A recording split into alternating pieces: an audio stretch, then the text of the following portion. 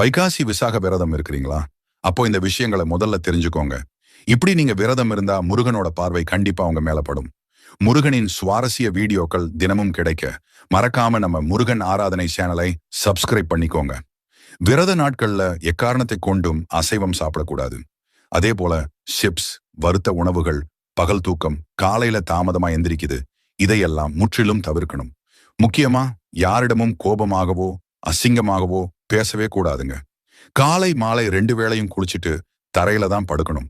உங்களுக்குன்னு தனியா இருக்கிற தட்டுல மட்டும்தான் சாப்பிடணும். தாம்பத்திய உறவை தவிர்க்கணும்.